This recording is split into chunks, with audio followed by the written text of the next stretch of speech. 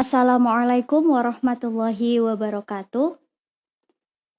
Alhamdulillah, hari ini merupakan hari kedua membalah kitab kuning, yang ini merupakan program dari sekolah kita yaitu SDNU Banat Banin dalam rangka merayakan menuju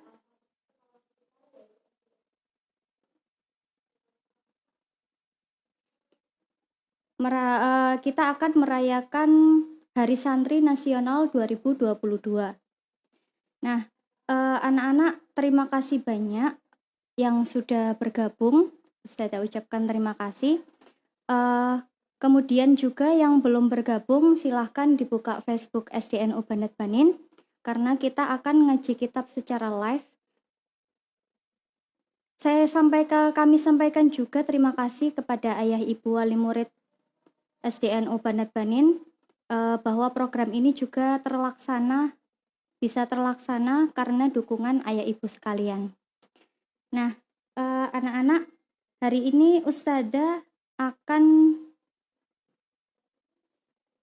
mengaji tentang akhlak lil banin. Sebelum itu kita akan mengirimkan Al-Fatihah. Bismillahirrahmanirrahim. Ila hadratin Nabiul Mustafa Muhammadin sallallahu alaihi wasallam.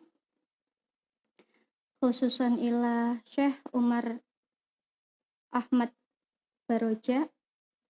Khususan ila Al-Maghfurlah Mamasur Asnawi. Al-Fatihah.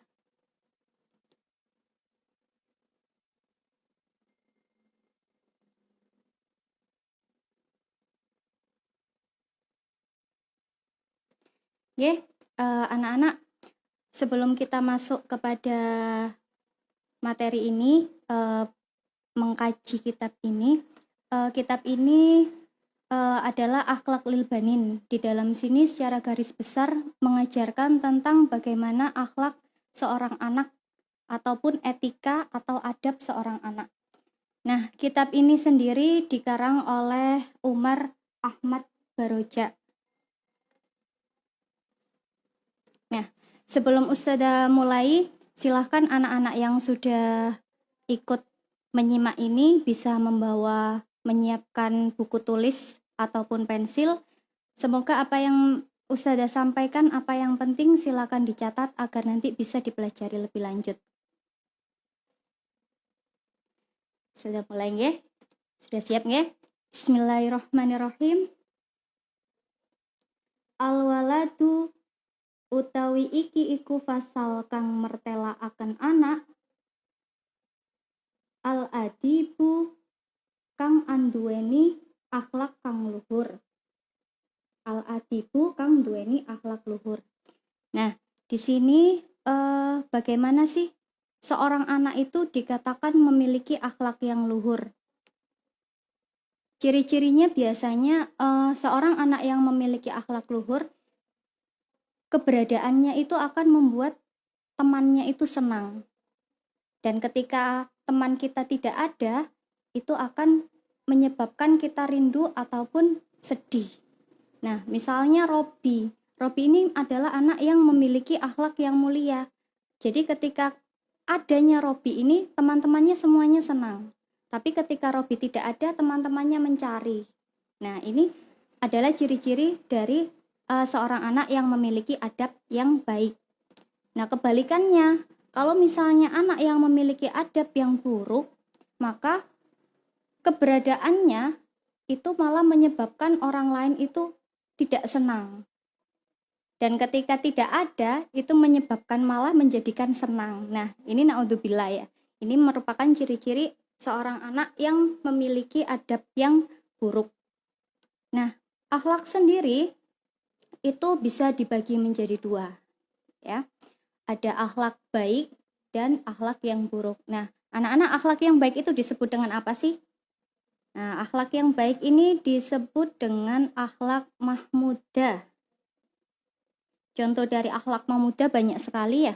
Misalnya bertutur kata yang bagus kepada orang tua, mendengarkan nasihat orang tua, atau misalnya berbuat baik kepada teman. Nah, ini termasuk adalah akhlak mahmudah. Kebalikan dari akhlak mahmudah itu adalah akhlak madmumah, ya ini adalah akhlak yang buruk. Akhlak buruk ini contohnya misalnya mudah sekali marah. Nah, ini ya, ini adalah akhlak dari akhlak madmumah. Kemudian suka mengolok-olok teman, berkata kasar. Nah, semoga kita tidak menjadi bagian dari anak yang memiliki akhlak madmumah. Al-waladu utawi anak, al-adibu kang anduani akhlak, iku yahtarimu hormat walidaihi ing wong tua lorone walad. Nah, di sini seseorang anak dikatakan memiliki akhlak yang mulia ketika dia menghormati orang tuanya. Bagaimana cara menghormati orang tua? Nah, bagaimana cara menghormati orang tua? Nah, cara menghormati orang tua bisa seperti ketika berbicara dengan lemah lembut. Nah, bahkan kebaktian seorang anak terhadap orang tuanya itu diperbolehkan hingga dia merendahkan dirinya. Apa ini maksudnya merendahkan dirinya? Nah, misalnya orang tua kita sudah sakit, sudah tidak bisa melakukan apapun misalnya. Kemudian kita dengan senang hati mengantarkan ke kamar mandi.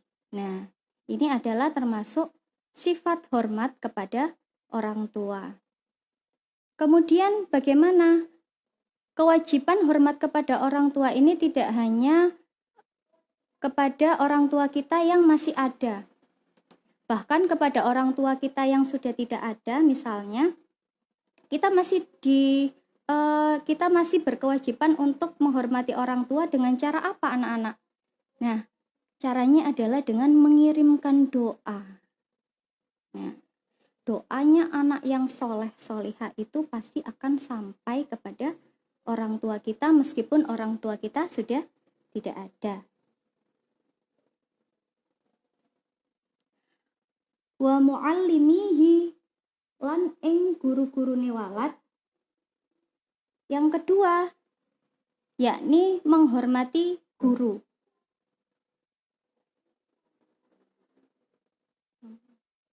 Nah, penghormatan kepada guru ini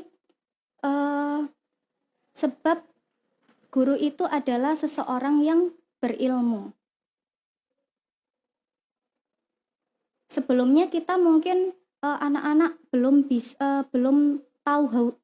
tahu huruf. Kemudian sekarang sudah lancar berbicara. Sebelumnya belum lancar dalam berkata-kata. Nah, sekarang sudah lancar berkata-kata. Nah, penghormatan terhadap guru ini anak-anak bukan serta-merta karena guru meminta, tetapi kesadaran anak-anak sendiri bahwa memang guru itu patut dihormati. Nah, penghormatan kepada guru, seorang murid yang hormat kepada gurunya ini menjadikan mudahnya ilmu sampai kepada hati kita. Ya, ilmu itu akhirnya mudah difahami.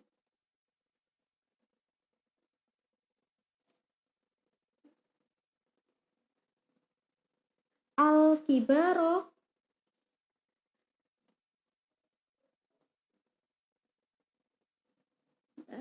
sebelumnya wa ikhwanuhu lan ugi paring hormat ing pira-pira kancane walad. Nah, ini disampaikan. Apakah seorang anak yang beradab itu adalah anak yang hormat kepada orang tuanya dan gurunya saja? Nah, di sini disampaikan lagi wa ikhwanahu lan ugi paring hormat ing kancane walad, pira-pira kancane walad. Nah, ini hormat kepada teman-temannya. Bagaimana cara menghormati teman? Dengan cara misalnya memanggil dengan panggilan yang baik. Nah, kita seringkali nih ya, bukan seringkali, Ustazah masih terkadang mendengar anak-anak memanggil temannya dengan panggilan yang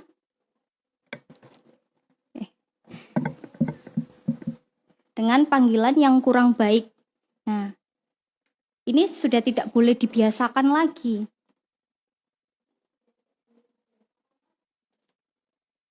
Harusnya ketika memanggil nama itu adalah doa. Nah, itu setiap orang tua memberikan nama kepada anaknya itu adalah nama-nama yang baik. Maka teman-temannya yang lain ataupun saudaranya ketika memanggil harus dengan panggilan yang baik. Ini adalah salah satu bentuk hormat kepada teman.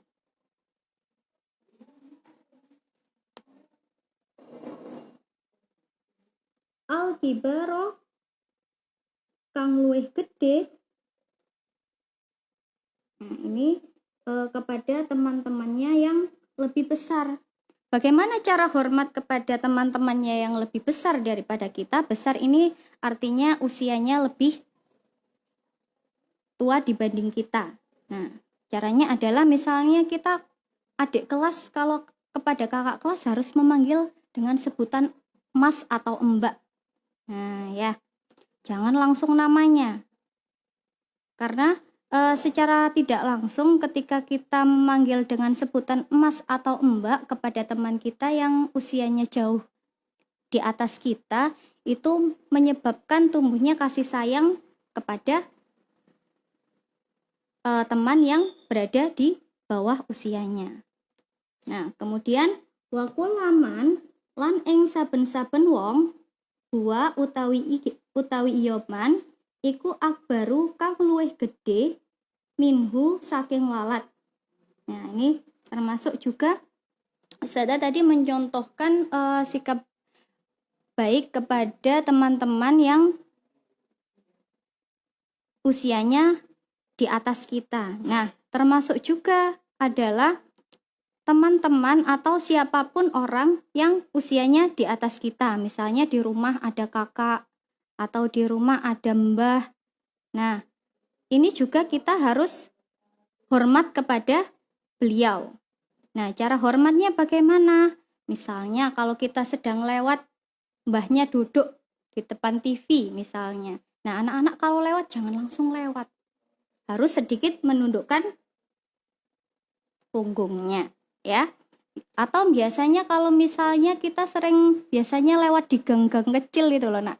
Nah, saat kita lewat di gang-gang kecil itu kan biasanya banyak orang-orang tua yang biasanya itu berada di teras-teras rumah.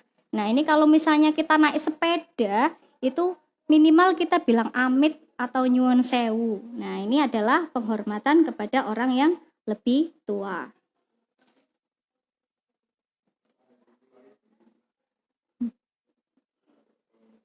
Wayarhamu lan paring hormat ikhwanahu ing pira-pira kancane walad asyghara kang cilik.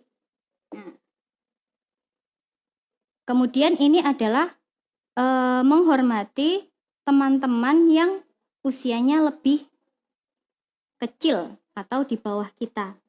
Nah, ini bisa juga kalau tadi yang kakak kelas kita panggil emas dan mbak, kalau yang lebih kecil bisa kita panggil dengan adik. Nah, kakak kelas ini contoh dari sifat menghormati adik kelas ini bisa juga dengan cara memberikan contoh yang baik. Jadi kalau misalnya kakak kelas jangan merasa yang paling berkuasa atau yang paling besar, akhirnya bisa gudoi adik-adik kelasnya ini ya. Malah yang lebih baik adalah kakak kelas itu memberikan contoh yang baik. Wa kullaman lan ing saben-saben wong huwa utawi iyoman iku asgoro kang luwih cilik minhu saking walad. Nah, ini penghormatan kepada teman-teman atau saudara yang jauh lebih mudah lagi. Nah, misalnya kepada anak-anak balita atau anak bayi. Nah, biasanya kalau gemes itu digudoi sampai nangis. Nah, ini tidak boleh ya anak-anak ya. Kalau memang pengen bermain, silakan diajak bermain yang menyenangkan. Nah, ini ya. Ini termasuk daripada adab seorang anak. Kemudian wayasduku lan ngomong bener fi kalamihi ing dalem guneme walad. Nah, seorang anak dikatakan memiliki adab yang baik itu pasti dia akan menjaga dalam berkata-kata, termasuk dalam ini tadi, harus berkata benar.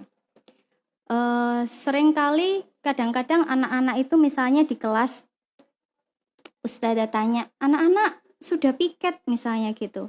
Nah ini kadang-kadang anak-anak bilang sudah padahal belum, tapi guyon. Ya, sudah Ustazah, tapi guyon.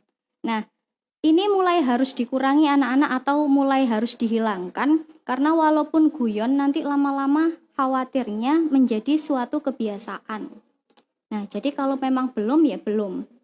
Nah, ini tidak hanya di sekolah, dimanapun berkata yang benar itu dimanapun dan kepada siapapun, kepada siapa. Nah, ini tadi kan sudah dijelaskan, kepada orang tua, kepada guru, kepada teman yang lebih besar dan kepada teman yang lebih kecil. Nah,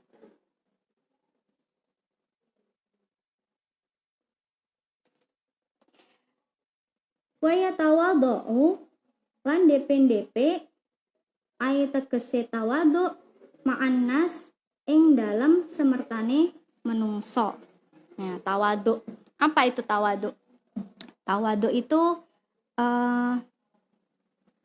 tidak merasa paling tinggi, tidak merasa paling pinter, tidak merasa paling kaya, tidak merasa paling kuat dibanding teman-temannya yang lain.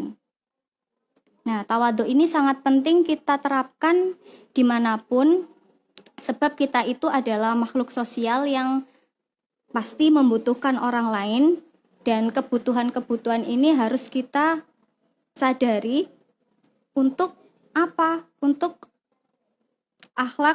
menerapkan akhlak-akhlak yang baik. Nah, ketika kita berbuat baik kepada orang lain, secara tidak langsung orang lain pun akan berbuat baik kepada kita. Nah, seperti itu ya, Nana. Wayasbiru lan sabar sapa walad alal ada ing atase cuba au piloro. Nah, kemudian seorang anak itu harus sabar dalam menghadapi cobaan. Nah, sabar dalam menghadapi cobaan ini bukan berarti berdiam diri. Nah, sekarang ini kan lagi musimnya sakit. Nah, sakit ini bisa mungkin salah satu cobaan bagi seorang anak ya. Nah, ketika kita sakit, apakah kita harus berdiam diri? Nah, sabar ini bukan lantas kita berdiam diri, namun ketika kita sakit, maka kita tetap harus mengupayakan untuk berobat. Nah, ini adalah sabar terhadap cobaan. Termasuk ketika di sekolah. Nah, misalnya sering diganggu temannya.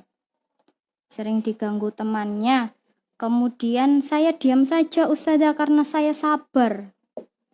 Ini juga bukan termasuk hal yang benar. Nah, lalu harus apa Ustazah? Apakah harus membalas? Tidak juga.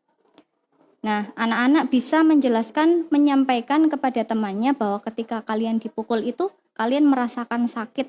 Nah, agar teman kalian itu berhenti untuk mengganggu atau memukul. Nah, kalau misalnya sudah bilang Ustazah, tetapi masih tetap diganggu. Nah, ini boleh melaporkan kepada Ustadz dan Ustazah. Nah, ini adalah sabar ya. Wala yuqati'u lan ora medhot sapa walad aulada ing kekancan. Nah, tidak memutuskan silaturahmi terhadap teman. Nah, ini kembali lagi bahwa kita itu adalah makhluk sosial yang tidak mungkin kita hidup sendirian. Ustazah, saya tuh sering ini loh, suka sendirian main di kamar, main HP. Nah, memang manusia itu juga merupakan makhluk individu, namun itu terbatas. Jadi anak-anak akan tetap membutuhkan orang lain. Misalnya, ketika lapar nyari ibunya, ya. Ketika di sekolah ndak bawa pensil, itu pasti pinjam temannya. Nah, ini maka kalian dilarang untuk memutus silaturahmi terhadap teman. Kemudian wala yatakhosomu lan ora sesengitan ma'ahum ing dalem semertane aulad. Nah, ini ndak boleh bertengkar.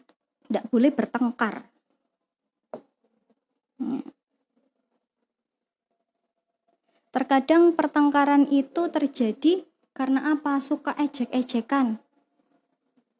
Ya, anak-anak ya kalau di kelas itu biasanya suka bertengkar karena awalnya itu ini tadi sama seperti penjelasan yang sebelumnya, suka memanggil temannya dengan nama yang buruk. Nah, ini bisa menimbulkan pertengkaran. Apalagi misalnya lagi suka ngudoi temennya. Nah, ini kalau misalnya temannya sudah capek, itu harus berhenti ya.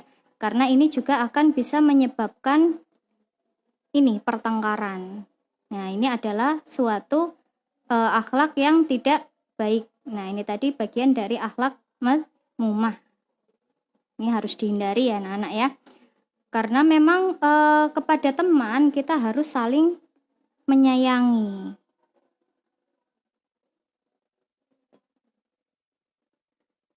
Wala yarfa'u lan ora bangetaken utawa ndukuraken sautahu ing suarane walad idza takallama nalikane gegunem sapa walad.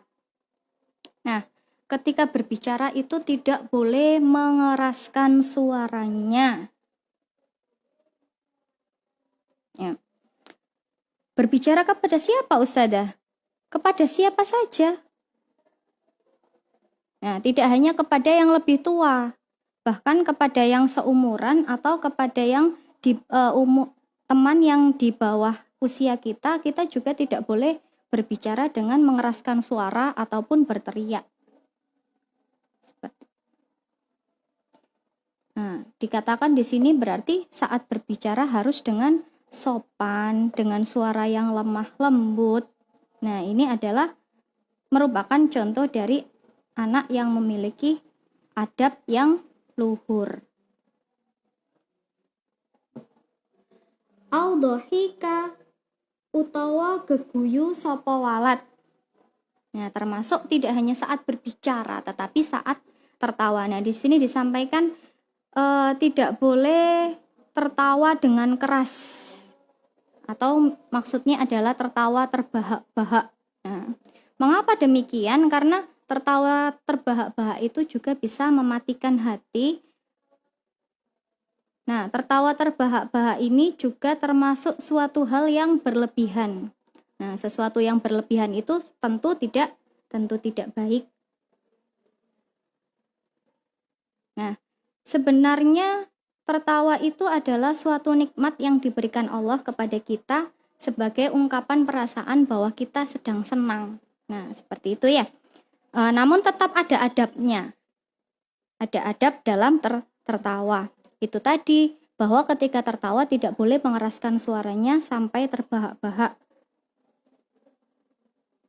Nah, ada tertawa yang harus diwaspadai kita semua mungkin ya, yaitu adalah tertawa ketika kita niatkan untuk menjelekkan orang lain atau menghina orang lain.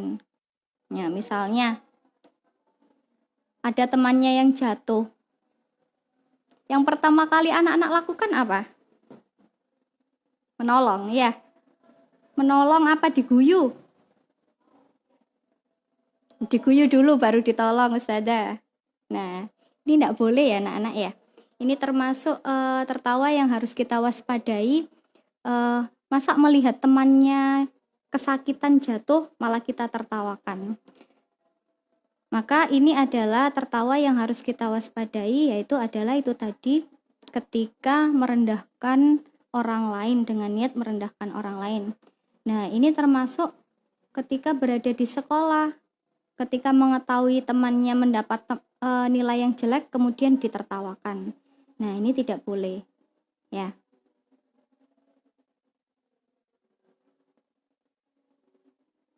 Nah, itu tadi merupakan apa yang Ustazah jelaskan itu oleh Imam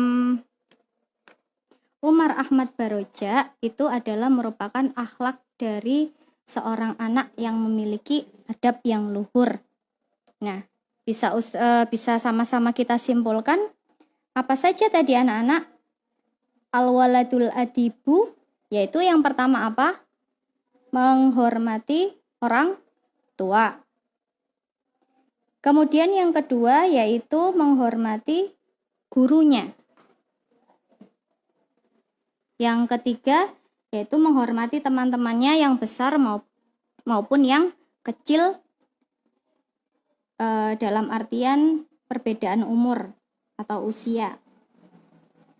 Kemudian yaitu harus berkata jujur.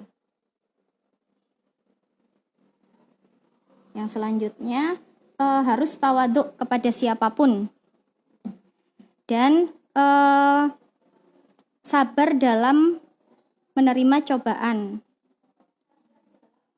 Jangan sampai memutus silaturahmi dan bertengkar dengan teman. Yang selanjutnya yaitu adalah jangan sampai mengeraskan suara ketika berbicara ataupun ketika tertawa. Nah, ini. Nah, ini adalah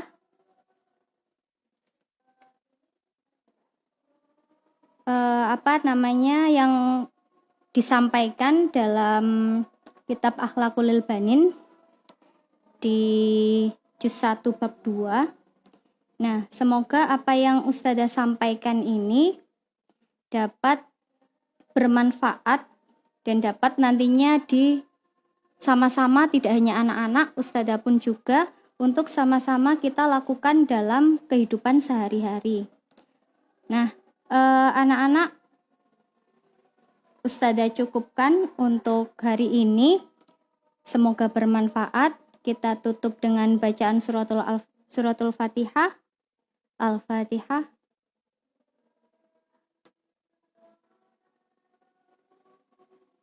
Terima kasih banyak. Wassalamualaikum warahmatullahi wabarakatuh.